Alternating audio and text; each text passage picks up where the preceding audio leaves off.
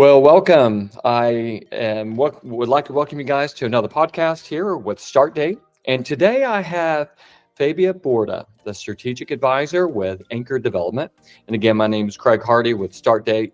And what I'd like to do is just say thank you, Fabia, for joining us. And I'd love for you to introduce yourself a little bit and just tell us a little bit about your background and what you do with Anchor Development. Great. Thanks, Craig. I'm excited to be here. Always love an opportunity to share information and just chit chat on a great afternoon. Right. As you mentioned, my name is Fabia Bourda. I am based out of Dallas, Texas. And for the last few years, I've been building out Anchor Development. And what we do here is we have a suite of offerings that's really designed to help organizations and people not only survive, but to thrive through all the constant changes and challenges that we face as we go through the workplace. One of the things that we're really focused around is upskilling and reskilling because we're just committed to learning and development. And that's really my personal passion as well. Having been a graduate of a bachelor's of education and a master's of education, as well as an MBA and an undergrad, I feel like, I'm a lifelong learner. And the work that I do with clients, whether it's consulting, coaching, or learning and development, it's always to help people to sustain and to maintain their performance. Oh, that's fantastic. Could you tell me who would be like an ideal type of organization that you would want to work with, or whom like to work with you? Yeah, so generally they're organizations. I have two different sets of clients. One of them is usually around learning and development. They're looking to increase the potential for opportunities for people to learn organizationally. There's so many, recertifications and certification levels that are out there. So our clients typically are looking to educate for the individuals as well as to help the organizations. So a lot of the things that I really spend my time on is HR and project management recertifications. I love the area. I'm certified in both areas of HR as well as project management. So helping people attain certification, because it also benefits the organization as well. It creates a standardized body of knowledge where the organization has a base of learning. Right. So would you do you typically work with like existing HR departments? Do you begin with them and then kind of work through that? Is that kind of where you begin with the process? I would love to do that, but a lot of the times it's by the individual. People are seeking certification and then they go to the HR organization to get funding for it.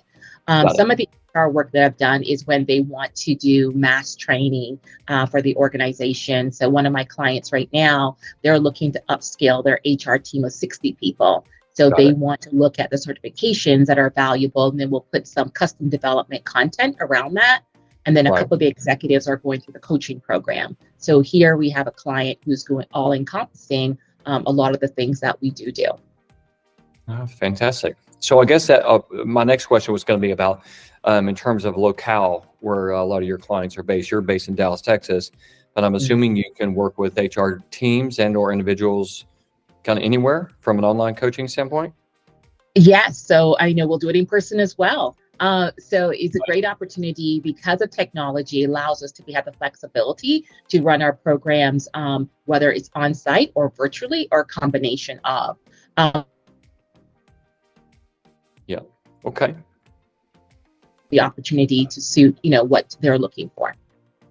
Right. That's fantastic.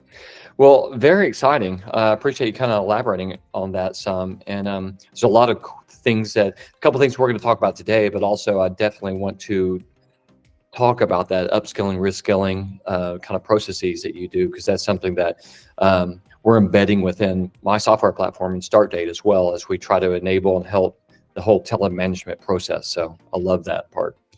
Well, one of the questions that we discussing, and this is just, or talked about before the meeting, was just to be able to kind of broad level think through how technology is going to help or is currently helping the whole area of human resources. So I'd like to kind of toss it over to you.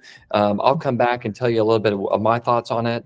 But what are your thoughts on it as we're talking about people, development, organizational help within the HR capacity?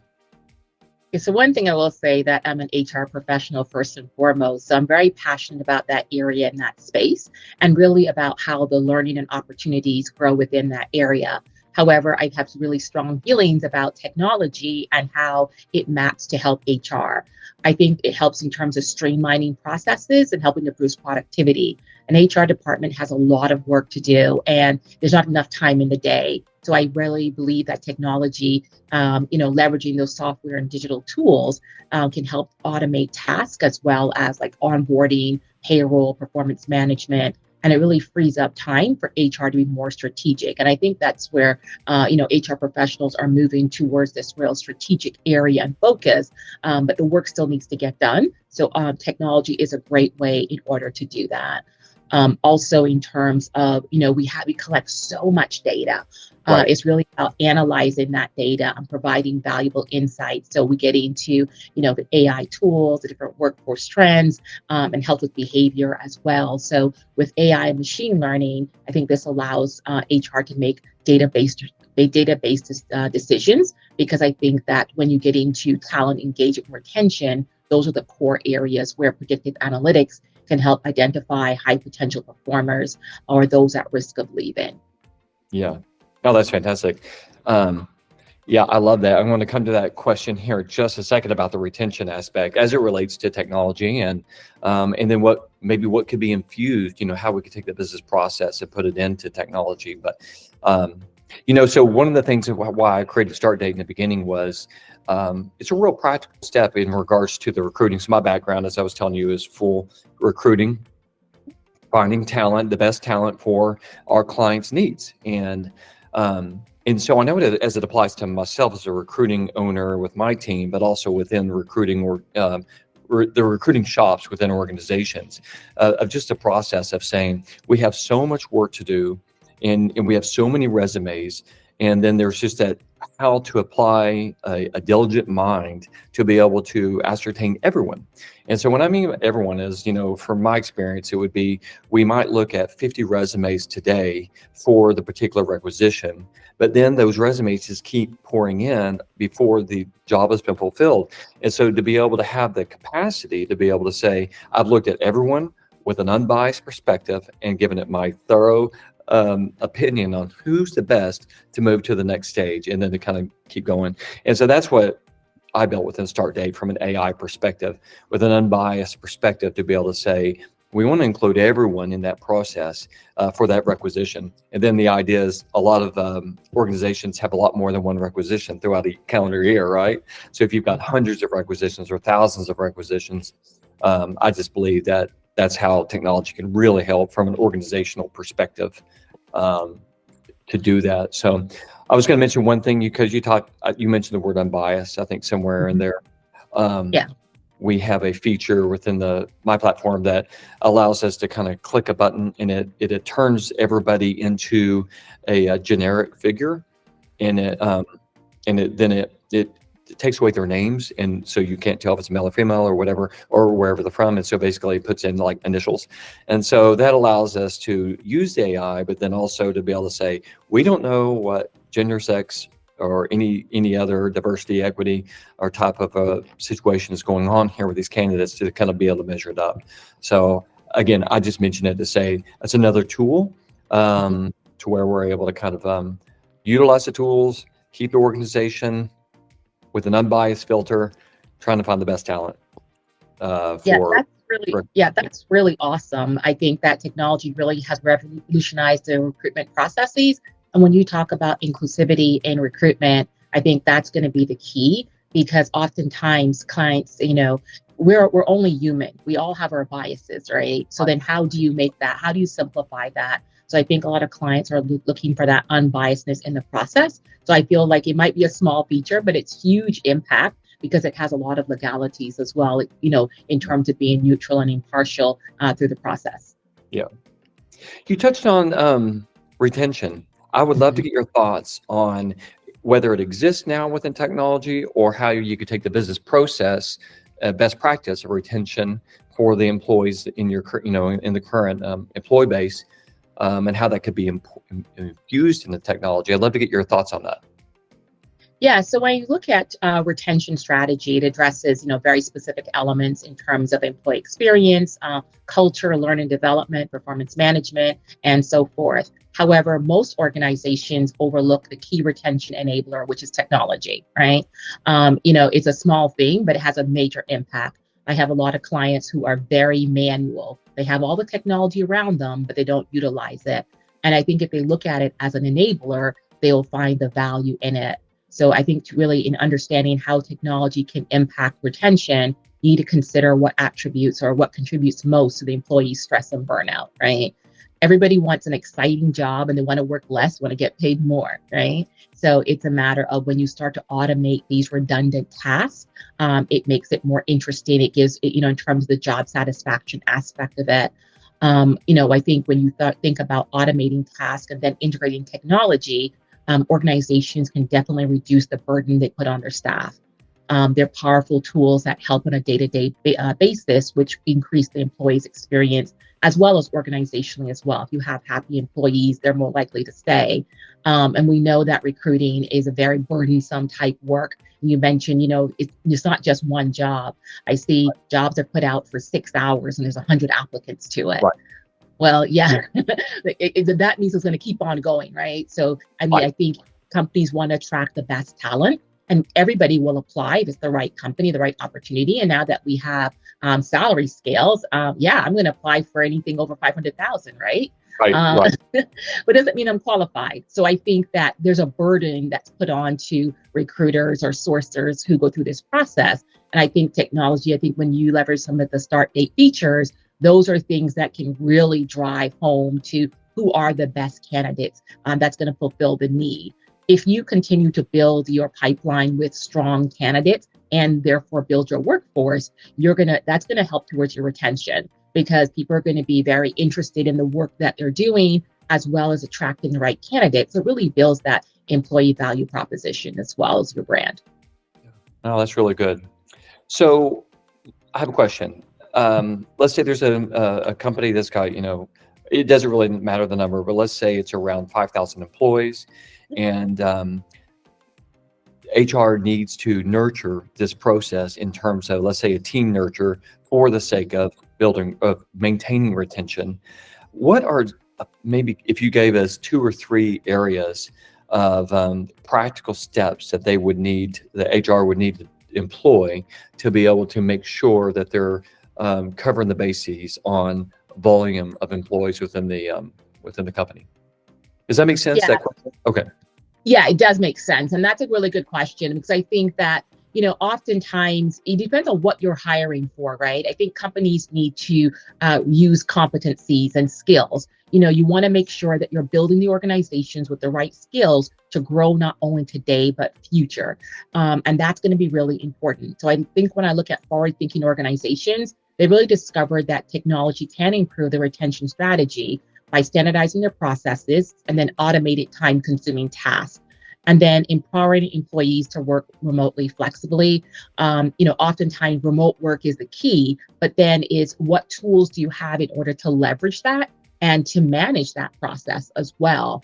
And then enabling with the right skill sets, because I think that, when an employee is remote, you have less control over, the day-to-day activities. But what you should be looking for at that point is really holistically the value they're bringing to the organization and those skill sets and competencies, and then how to share that back. Because I think one of the things that employees learn from is each other, and learning is through sharing as well as developing be important as well. So an organization that has 5,000 people, you want to make sure that you maintain those base because you have 5,000 because you need 5,000. So it's not only about retention, but it's also about building that base in terms of constantly attracting the right candidates.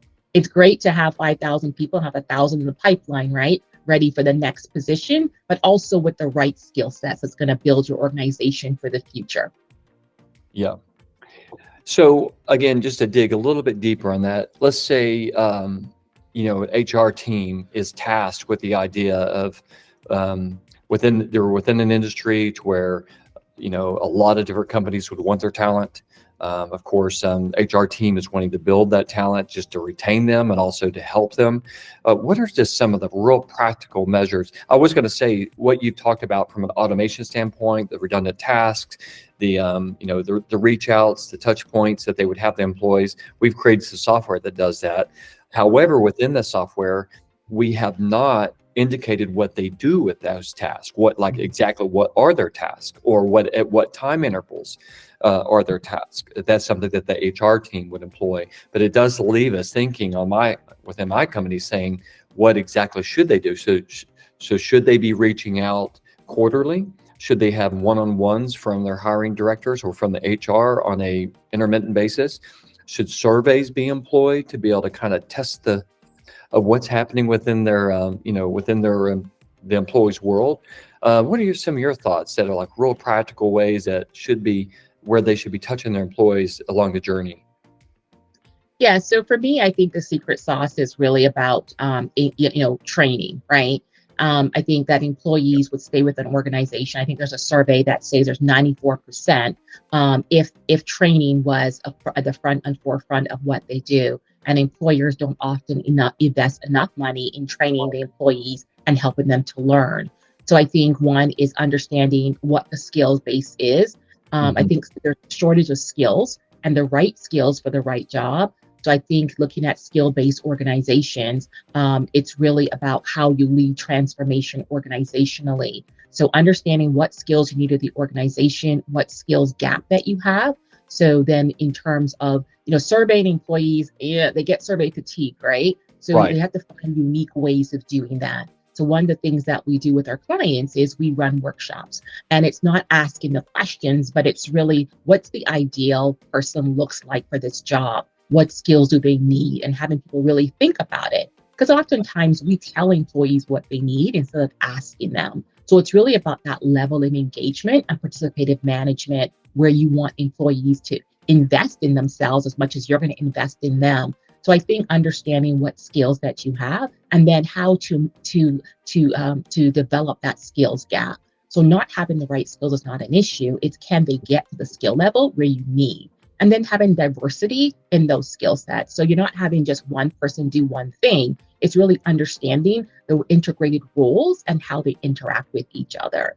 So for me, I recommend that organizations, when they start to look at making changes, understanding what your skills capacity is, what you have versus what you need, and then developing that plan of how you plan to get there.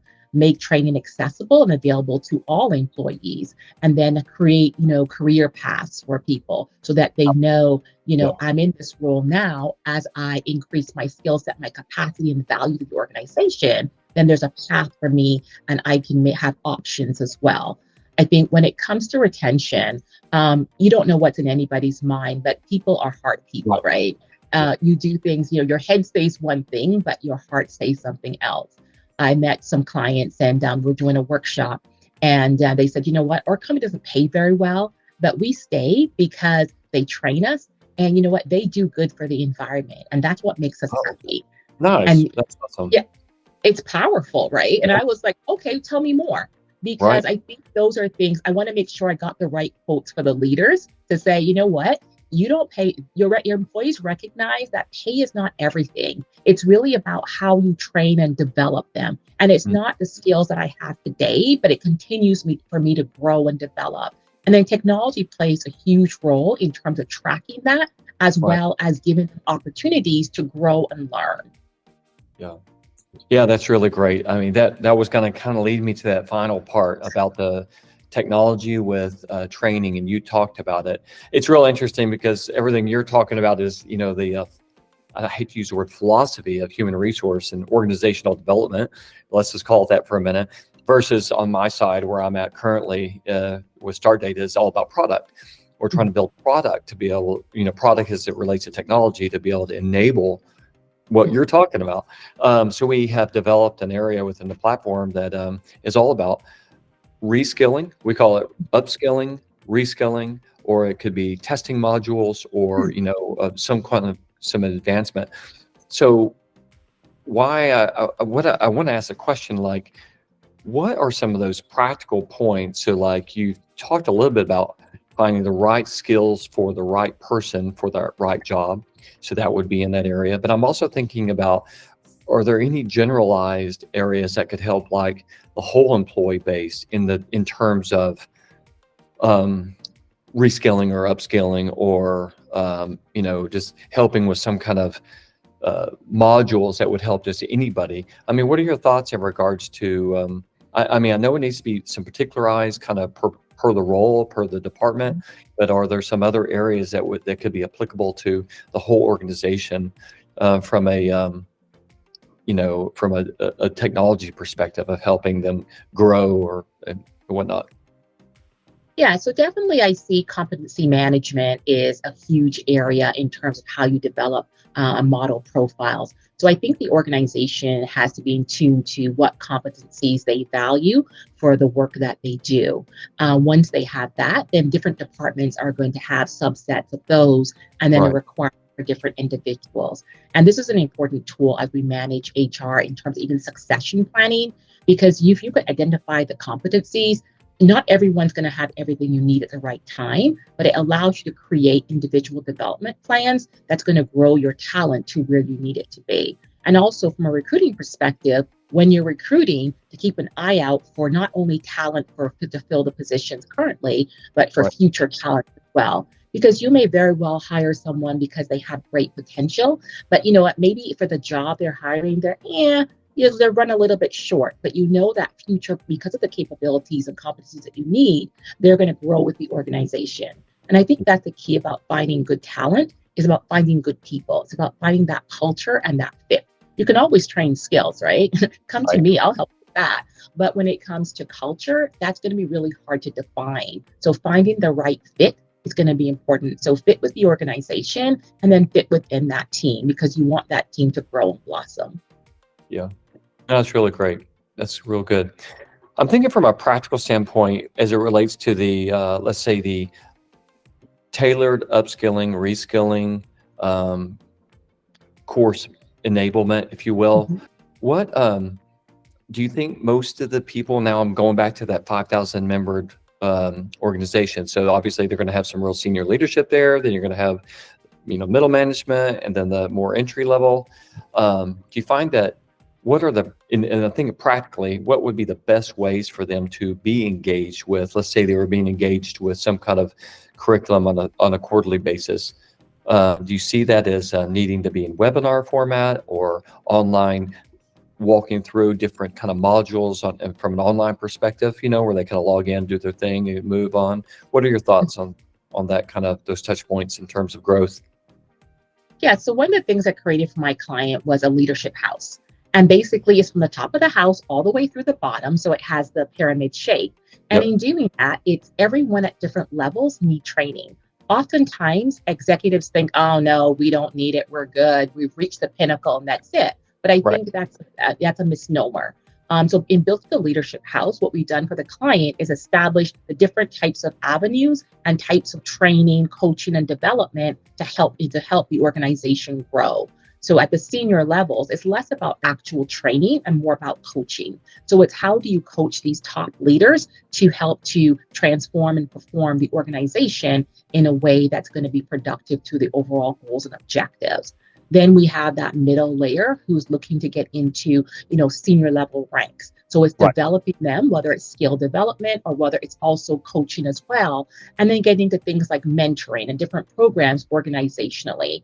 I don't think there's any one fit for any one person, but I think you need to have a variety of blended learning approaches, because different people learn differently. So when we have that base of the platform, then we have those variety of opportunities, because not everyone's going to learn the same way. We want to Right. make sure that we're always plugging people's interests. So we try to do, blended learning in terms of classroom, webinars. I think learning can be done anywhere, even conversations, and then Right. recommend book lists, books that you should read at each level to help you, transform your thinking and to in line with what the organization wants to do. So it's a real holistic approach, creating this leadership house, looking at every level of the organization and creating unique and differentiating tools. Because then what happens from a talent management perspective, then you're managing to certain outcomes and development opportunities. And everyone is kind of in the same mindset and know that they're going to have the same opportunities as everyone else in order to succeed. So it's kind of inclusive learning and development. Yeah, yeah, it's really good.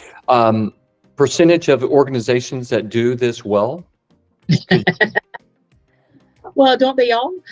No, you know what? I think very few organizations do it. And the biggest, I think the easiest thing to look at is in terms of tuition assistance. I think almost all companies have tuition assistance, right? But they don't Right. promote it. They don't use it well. And so I think that there are tools that we already leverage from an HR perspective that are available in the organization, and we just don't promote them in any organized way. So some employees are available to them, and others are not. And even participating in organizational webinars, things to promote the company. It's really a mindset of really holistically looking at what we can do to get on that train and everyone thinking the same way about growth and development. Right. So let's think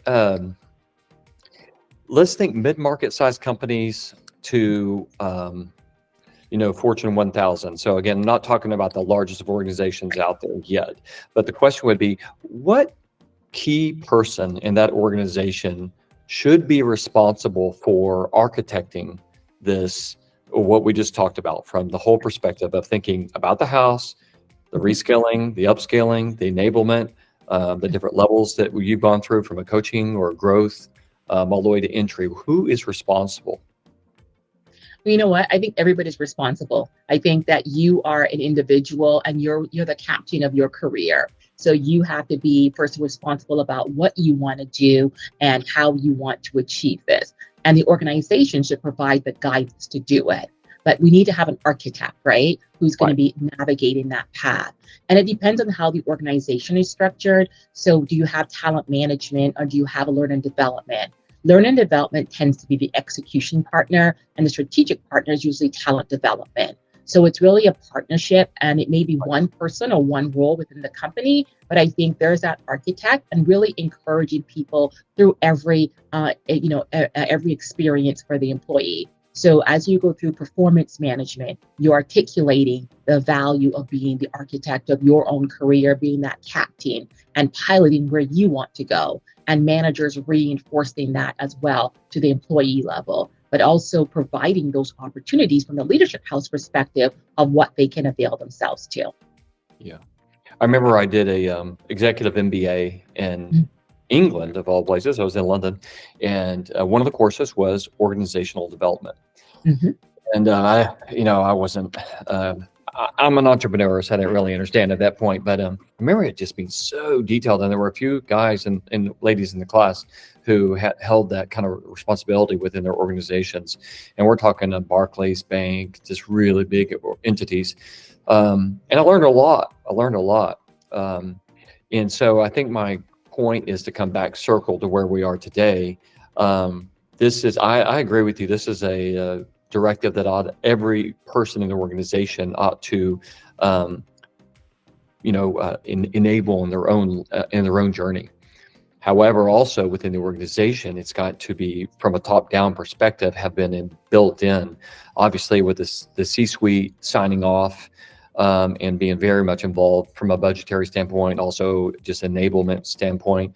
But this is such a key area that if it was to be done and architected well for each person, but then each department, each level, each iteration, so that all employees could walk away saying, I've grown this year. I love this company. I am excelling. It's a tall order, and it's when it can be done, it's going to be.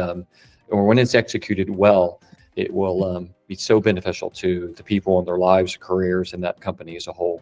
So, and I guess that's where you come in, because you can come and you can help architect this and give them these practical steps and whatnot.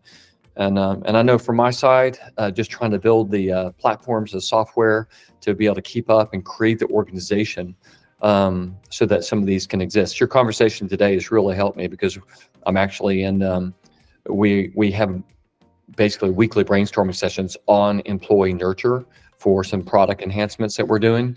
And so we're just reaching out from a real, thinking through organizationally what's needed, how can it be helped, how can we organize it and design it and whatnot. And this, this definitely helped me today to think through some of that. Yeah, So, that's great, Craig. I would just say one thing is it doesn't have to be done well. You have to start somewhere, right? So right, even just that thought process, and then creating that roadmap of I know where my journey should end. I know where I am today. Where do I start? And that's what clients oftentimes struggle with. It's like, I know where we should be, but here's where we are. How do I get there? And it's sometimes just creating that roadmap and starting small, right? Organizing the tools that you have, assigning responsibility to someone in the organization. It doesn't have to be a full-time job. It could just be a role. I think getting started on that path is really key because you know what? Things are changing. And the skills shortages, the skills shortage will not go away. It will continue to right, compound as we continue to grow. And then more different, we look at data sciences. That's now a role within an organization. And we didn't have that 10 years ago, right? Or not even 5 years ago. Yeah. While you were saying that last part, it made me just start thinking about some of the organizations that I know. And this is, I know because I know the employees. So, in my recruitment world, we work with a lot of organizations that will just, have tens of thousands of employees.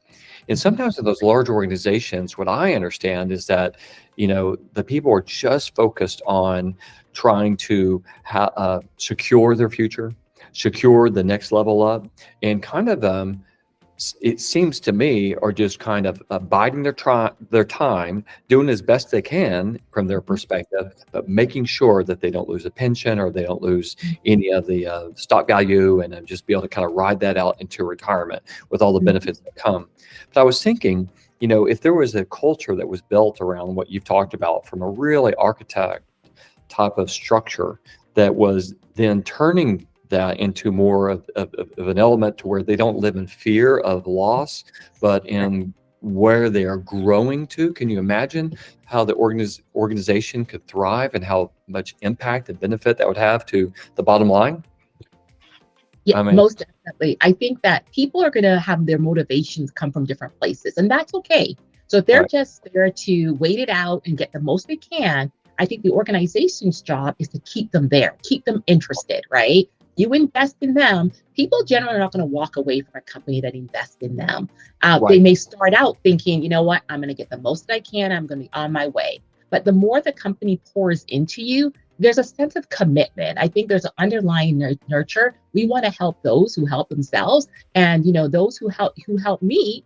I want to be part of them because look how I've grown, look how I've developed. So it's really about not only providing the source, but also the opportunities. And I think the two has to go in hand, is you provide them the training, education, and development, but also and to help grow other people, then they automatically have an investment because they poured into the company as well as themselves. yeah. Oh, that's great. Well, listen, it has been fascinating. I've really enjoyed this conversation.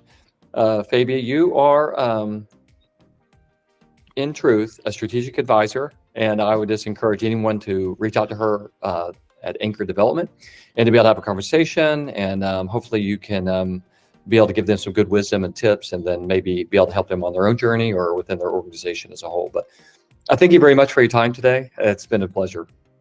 Likewise. Thanks, Craig. See you next time. Bye for now. Bye-bye.